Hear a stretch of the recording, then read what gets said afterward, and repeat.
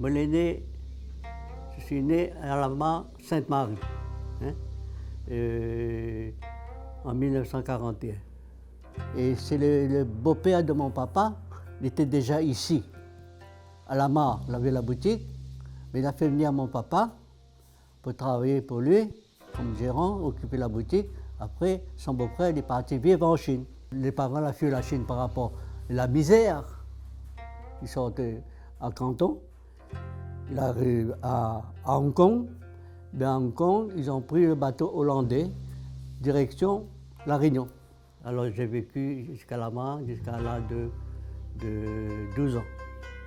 12 ans. Après, mon père m'a envoyé à l'école franco-chinoise à Saint-Paul. J'ai vécu 4 ans à l'école. À l'époque, avec mon père et ma mère, tout ça, on était à plusieurs enfants. J'ai un peu aidé maman, un peu aidé papa, mais je n'avais pas d'employés en dehors de la boutique. Hein. C'est nous-mêmes qui faisions ça. À la période, par exemple, quand période de vacances, j'étais à l'école franco-chinoise en période de vacances, mais j'arrive ici et j'ai fait tous les travaux. Par exemple, pour tirer le vin dans le gros fût, il faut laver les bouteilles, il faut laver le litre, tout ça là. Parce que le litre est sale, il faut mettre du plomb pour laver, il faut y goûter. Après, il faut tirer le vin. Le vin, il faut laisser reposer au moins 1 mois. Après, on tire le vin. Le vin, on met dans le litre ou dans les bouteilles, il faut mettre l'étiquette, il faut remettre les bouchons. Ça, c'est un sacré travail. Hein.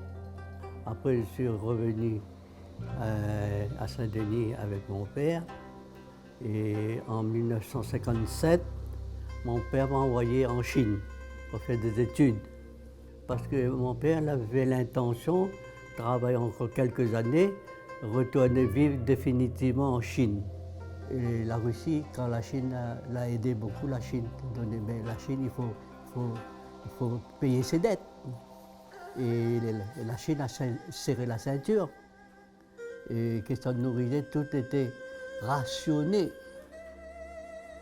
Même pantalon, tout ça, ils te donnent des tickets. T'es à l'école, hein, mais question de manger, t'es vraiment limite. Hein.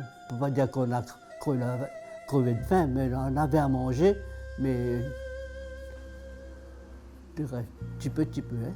Ça fait que mon père n'a pas pu vivre en Chine.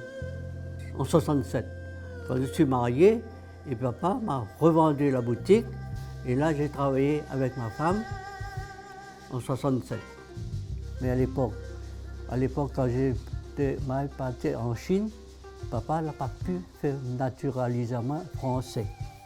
Et quand on est retourné ici, on était comme un étranger. Ma femme était française. Alors c'est pas ça, elle a mis le nom, la boutique c'est le nom de ma femme. Quand j'ai repris le nouveau commerce là, on prie un peu, hein? On prie un peu avant l'ouverture, quoi. Après c'est fini. Après, le matin, le soir, je lui mets mon encens. C'est tout. À l'époque, la boutique chinoise, on vendait tout. Mais tout des pains en sachet, c'était en vrac. Il y a beaucoup de travail. On vendait du pétrole, de l'huile, haricots, du pois, tout ça là. On faisait le cornet en papier, hein, pour servir aux clients. Mais la boutique chinoise, ça l'a rendu beaucoup de réunions services, hein, dans l'époque. Hein, on avait le carnet de crédit, hein, les gens qui travaillaient, ils payaient leur crédit à la fin du mois, mais ça l'a rendu énormément les réunionnais, les petites boutiques chinoises, l'a rendu beaucoup de machins, surtout dans les hauts, les petites boutiques chinoises, les planteurs de canne. Pendant 1 an, ils prennent crédit, mais après qu'arrive la période fin d'année, quand la coupe est terminée, là, ils payent le crédit pour 1 an. À l'époque, au bas de la rivière, à chaque coin de rue, il y avait un commerçant. Et la boutique O1 s'est renommée les croquettes de poulet, la sarcive et les bonbons Lozo. Les bonbons Lozo, c'est des carcasses de poulet. On a pris le foie, le deuxième, le cœur. On a fait un beignet avec, mais les gens adorent ça. Jusqu'à présent, quand je vois les gens qui sont sur une, pourquoi il ne fait plus de bonbons Lozo? Et la boutique au une. Hein? Mais arrive vendredi, et samedi, il y a beaucoup de gens qui sortent de la source, qui viennent chez moi. Parce que je l'ai bien accueilli chez moi. En 1992, on a arrêté, on a pris la retraite. Je suis en plus réunionnais que chinois, mais je n'ignore pas mon origine. Hein? Je suis fier de chinois.